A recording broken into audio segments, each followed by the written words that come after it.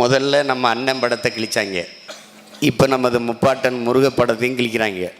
இதில் ஒன்று நமக்கு தெளிவுபடுத்த விரும்புகிறார்கள். தமிழர்களை கிழிப்பார்கள். எங்கெங்கு தமிழர் அடையாளங்கள் இருக்கிறதோ அதை கிழித்து அழித்து மறைப்பார்கள். தமிழர் தமிழ் கடவுள் என்று முருகனை சொல்லுவார். அப்புறம் என்ன, எப்படி சொல்லலாம்? தமிழ் கடவுள் இல்லை, இந்து கடவுள்னா எதுக்காக கிழிக்கிறீங்க? உங்களுக்கே தெரியுது ஒரு தமிழ் கடவுள்னு. சரி, இந்து கடவுள் தானே ராசாக்கா, நியாயமாரே, இந்து கடவுள் தானே நியாயமாரே. சரஸ்வதி பூஜைக்கு பொது விடுமுறை இருக்குது, ஆயுத பூஜைக்கு பொது விடுமுறை இருக்குது, விநாயகர் சதுர்த்திக்கு பொது விடுமுறை இருக்குது, மகாவீர் ஜெயந்திக்கு பொது விடுமுறை இருக்குது, குருநானக்கு பிறந்ததுக்கு பொது விடுமுறை இருக்குது, எல்லாத்துக்கும் பொது விடுமுறை இருக்குதே ராஜா. இந்த இந்து கடவுள் முருகனுடைய தைப்பூசத்துக்கு மட்டும் ஏன் பொது விடுமுறை இல்லை? அவர்களுக்கு நன்றாக தெரிகிறது, எங்களுடைய இறையோன் முருகப்பெருமகனினுடைய தைப்பூசத்திற்கு ஏன் பொது விடுமுறை இல்லை, விட வேண்டும் என்று கேட்ட முதல் மகன் நான் தான். இங்க எவனும் கேட்கல. நான் கேட்டதற்கு அம்மையார் ஜெயலலிதா என்கிற அரும்பெரும் தலைவி செய்த காரியம், அடுத்த நாள் ஒரு அறிவிப்பு. நீ என்ன இப்படி கேட்குறியா? நான் இப்படி செய்கிறேன். தைப்பூசத்தன்று திருமலை நாயக்கர் பிறந்தார், அதனால் அது அரசு விழாவாக எடுப்போம்.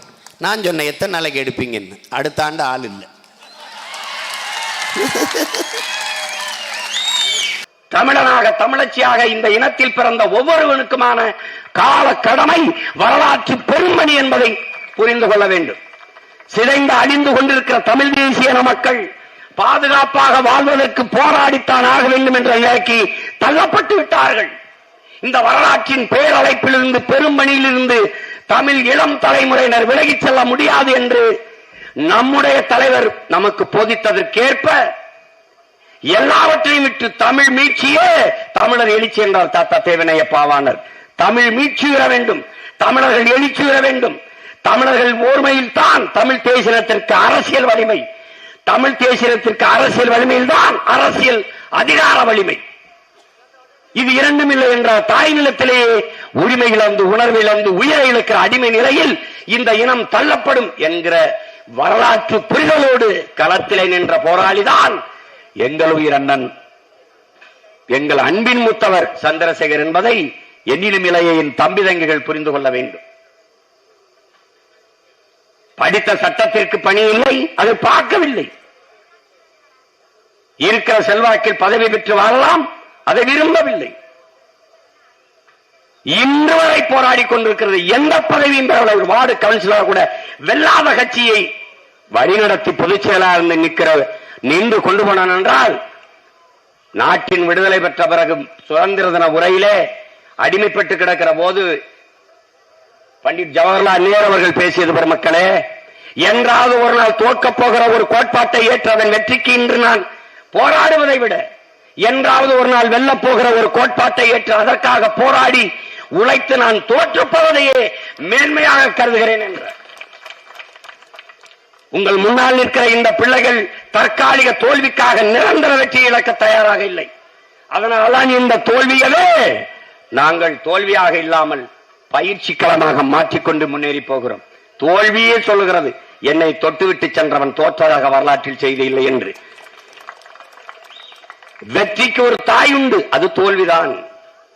எளிதாக வென்றவனின் இதயம் மலரின் மெல்லிதாக இருக்கும். தொடர்ச்சியாக தோற்று தோற்று வெற்றியை தொட்டவனின் இதயம் இரும்பினும் கடினமாக இருக்கும். அப்படி இரும்பினும் கடினமான உறுதியான இதயத்தை கொண்ட பிள்ளைகள் தான் பிரபாகரனின் பிள்ளைகள், மூத்தவர் சந்திரசேகரின் தம்பி தங்கைகள். இந்த களத்திலே நிற்கிறோம்.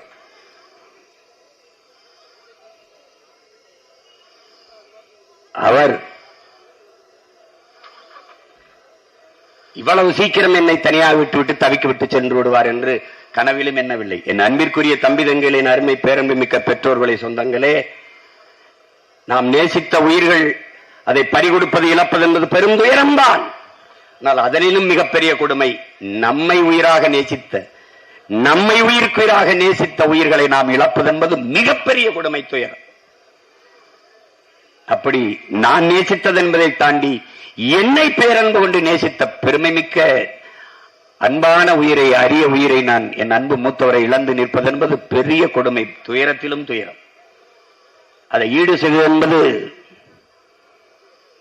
எனக்கு முன்பு பாடம் நடத்தி கொண்டிருந்த என்னுடைய அறிவு பேராசான் இன்று படமாக என் முன்னால் இருப்பார் என்று நான் ஒருபோதும் நினைக்கவில்லை. நினைவில் வைத்து அதை பேசக்கூடிய நிலைமைக்கு தள்ளப்படுவேன் என்று ஒருபோதும் நினைக்கவில்லை. அப்படி என்னை நேசித்த உயிர்களை, பல உயிர்களை நான் இழந்திருக்கிறேன் அரசியல் தளத்தில்.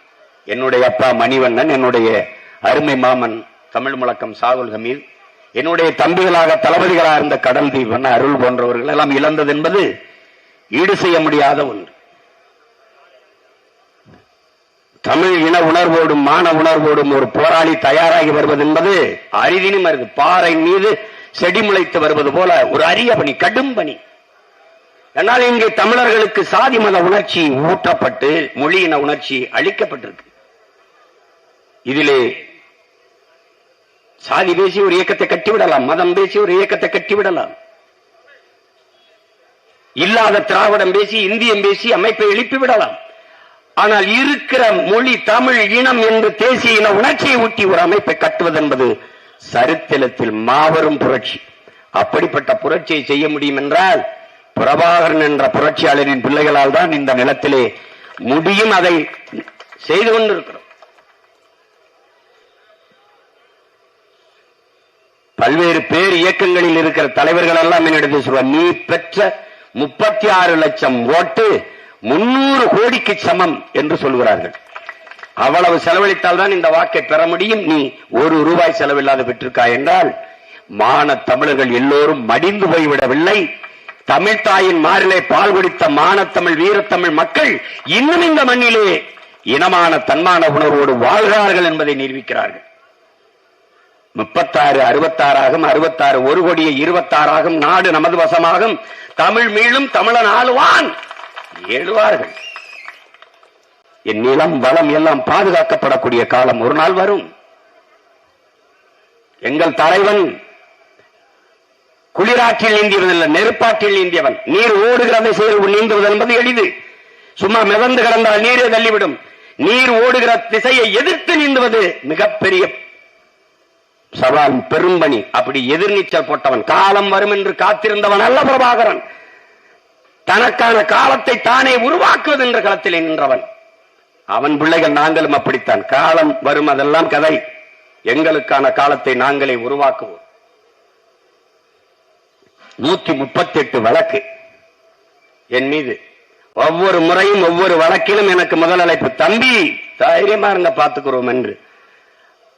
இன்று அவர் இல்லை, ஆனால் அவர் எழுப்பிவிட்ட குரல் இன்னும் என் செவிப்பறைகளில் ஒலித்துக் கொண்டே இருக்கிறது. தைரியமாக பார்த்துக் கொள்வோம் என்று. வழக்கு இல்லை என்றால் விடியாத கிழக்கு, தடை அதை உடை, சிறை அதை நிறை. இதான் நாங்கள் ஏற்றுக்கொண்ட கோட்பாடு. சிறை கட்டினது இதுக்கு வெள்ளக்காரனை பிடிச்சி அடைக்கவா கட்டினா? வெள்ளக்காரன் சிறை கட்டினது நம்ம பெரிய பெஞ்சித்தப்ப மாமச்சனு தாண்டா, நமக்காகத்தான் சிறை கட்டினா. அப்புறம் என்ன சிறை இதுக்கு? ஆடு மாடு ஊட்டி அடக்க வளர்க்கவா? பாப்பம்போ இத்தனை சொந்தக்காரன் வக்கீல் படிச்சது நம்ம வழக்க பார்க்கத்தான். வேற எதற்கு?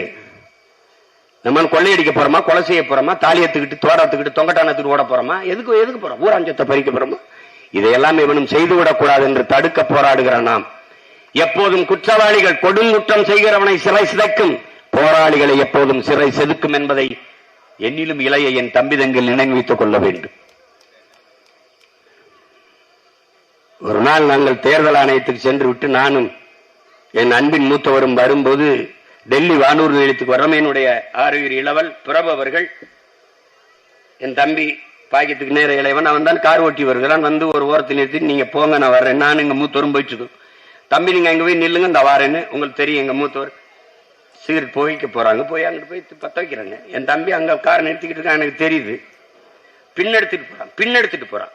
பின்னாடி எடுத்துட்டு போயிட்டு திடீர்னு என்னை ராணுவ வீரர்கள் வந்து சுத்தி வளைச்சிட்டாங்க. நினைச்சு பாருங்க, திரும்பி பாக்குறேன், எங்க மூத்தவரை பத்த வச்சு அப்படி வாயில இருக்கு அந்த சிகரெட்டு கீழே விழுகுது. வேகமா என்னை நோக்கி வர்றாங்க. என் தம்பி பின்னெடுத்த வண்டியை நிறுத்திட்டு இறங்கி ஓடி வர்றான். இது சுத்தி நின்ன ஆளுங்க என்னை கூட்டிட்டு ஒரு அந்த ஒரு மூளைக்கு கொண்டு போயிட்டாங்க ராணுவ வீரர்கள். கொண்டு போய் அங்க ஓரமா போய் நிறுத்திட்டு பதறி போய் எங்க மூத்தவர் ஓடி வர்றாரு. ஒருத்தன் தோல் மேல கை போடுறான். பதறி கொண்டோன்னா, அண்ணா ஒரே ஒரு செல்ஃபி எடுத்துக்கிறோம்னான்றான் அந்த ராணுவ வீரர். செல்ஃபி எடுத்துக்கிறோம்னான்ட்டு தலையில அடிச்ச பாவிகளா, கொஞ்ச நேரத்துல பதற வச்சுட்டீங்களாப்பா. என்ன நம்ம தம்பிய ராணுவம் கதி பண்ணிச்சான்னு நினைச்சோம்.